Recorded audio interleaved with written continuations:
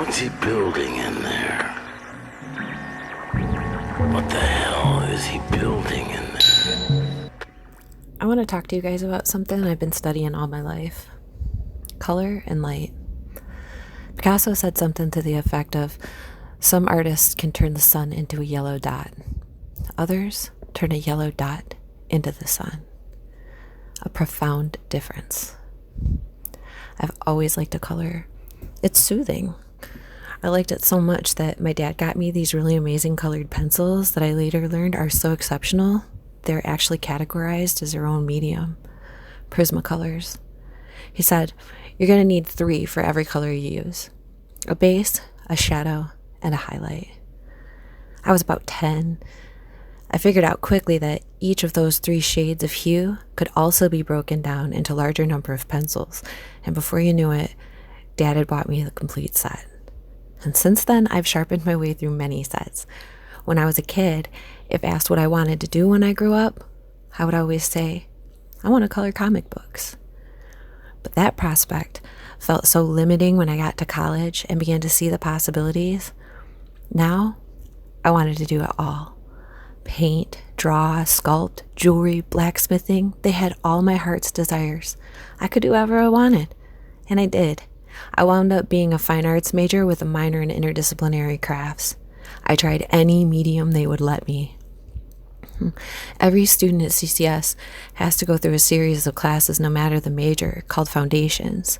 It's basic vocab, 2-dimensional and 3-dimensional design, a series of art history courses, and various materials and processing classes. One of the required courses is called Color and Light. You can probably already tell it was one of my favorites. We learned all about the visual interactions between colors and how to present believable illusions of light in a composition. We learned about the Munsell color wheel and an assortment of exercises to determine our ability to differentiate between extremely light shades and hues.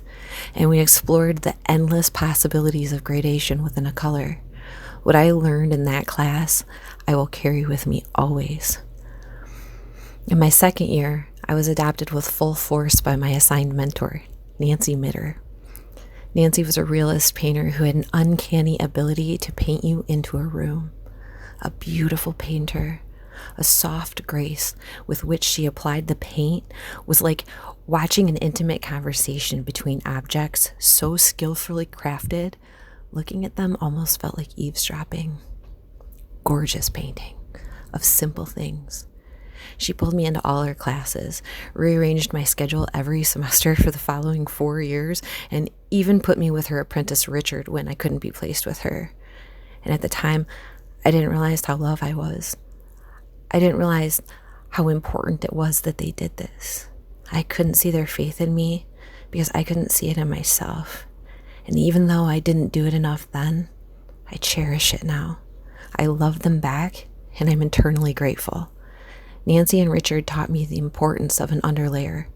They taught me to orchestrate conversations between the orange of a surface and the bit of itself placed in the shadow. They allowed me the thick layers I wanted to spread with my knife, even though they wanted me to softly apply with my brush. They taught me that it's okay to throw one out and start again. That a little wrong all over is worse than a big mistake in one area.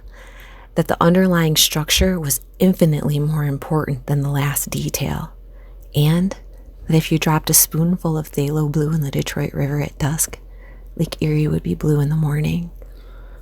I think they dropped a spoonful of color in me because now I see light all over.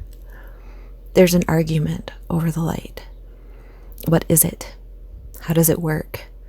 What's it made of? How come it's the only thing we can see? We talk a lot about light on scientific terms. We talk about wave constitutes and fractals of refraction.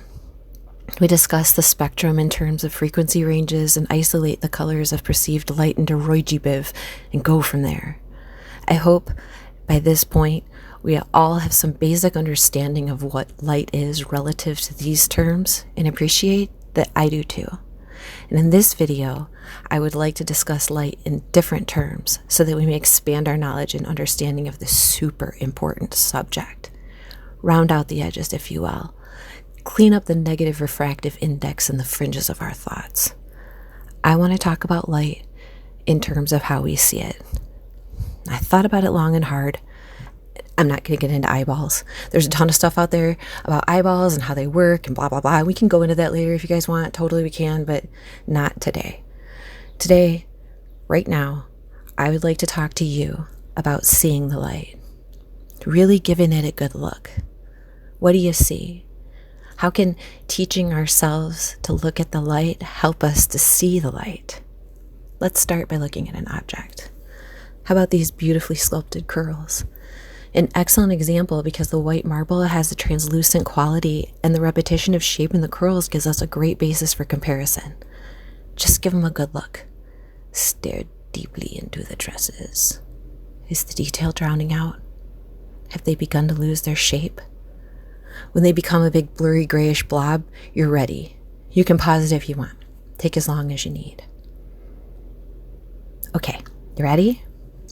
The light source is shining downward from the left corner onto the front face of the sculpture.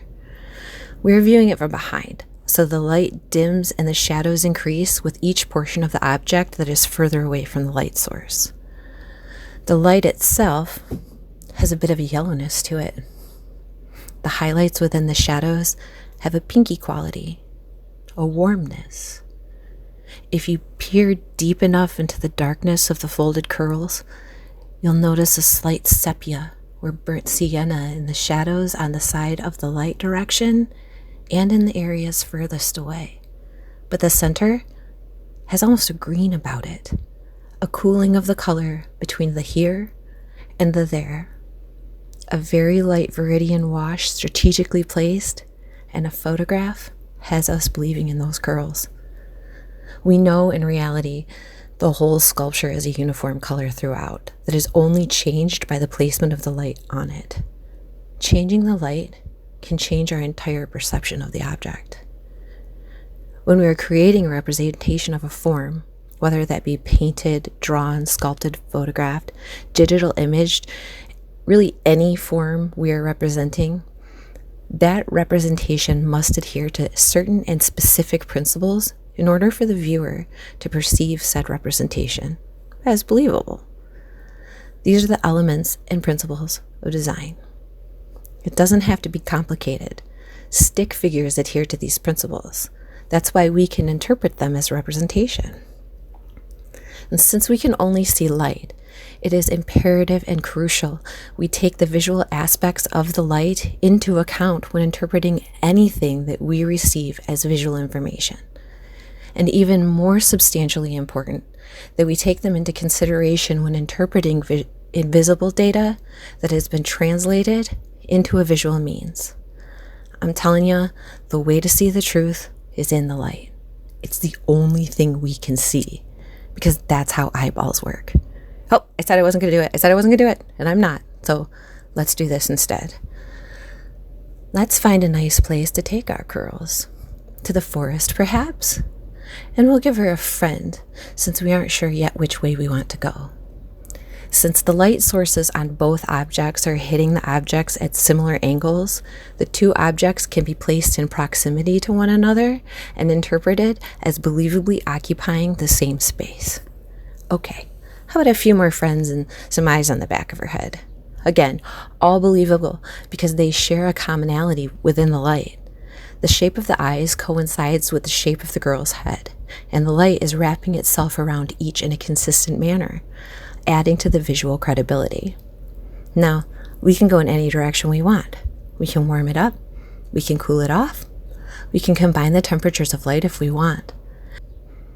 As strange as it is, and as much as our logical minds want to tell us the truth about what we are seeing, it's the light that makes even this, in its own way, believable. We can build with light. I might even argue that everything is built with light, and in turn, shadows. Contrast is necessary. How would we know what the light was shining on if there weren't shadows to contrast it? And for that, we have Building in the Dark 101. We have to go back to the forest where we set our curls. This time, we're going to zoom in on one branch and have some dude lurk ominously in the shadows. It's a great start, I can already tell. Oh, wait, he's lonely too. We should give him some friends. Yeah, I know they look concerned, but we are pondering the darkness after all, so it seems apropos. We're going to take note that the guy in the bottom corner is lined up with the lurkish dude, so that the highlighted area of the guy's head sits on top of the dude's beard, and the umbra beneath the hair on the guy's forehead reinforces the dude's chin. Weird. While the bridge of the lurky dude's nose is giving the same effect to the jawline of the scared man in the upper right corner. Now all three faces are connected via umbrage. Now it's beginning to tell a story, albeit a dark one, but let's go with it, okay? And keeping on theme, I came across this soldier seemingly having his mind blown, and this ribboned figure in a lotus that had a wonderful light and dark contrast. And they both sit nicely here. This is a great space for them. Look how the brow of the soldier relates to the dude's upper lip, and how the flowered branch embraces its puncture through the other eye, and how the dude's occipital lobe becomes the ribbon's ribcage and sternum. Well, now he's going to need a new head. What else do we need? What's that guy ashamed of? What happened that scared the man? And is all this real, or is it just a thought? Well, whose? Adding a head to the ribbon, and we now have a general, maybe looking back over his life. The inclusion of a figure pushing gently on the guy explains something. And the attachment of the hands now open show us what kept the man from seeing his fear. Now, all conjoined through shadow, they seem the annexation of the whole of one transparent being who is the sum of all these parts. You might even say, there is shadows. This picture might seem kind of creepy. Actually, both of them are, and I'll admit they totally are.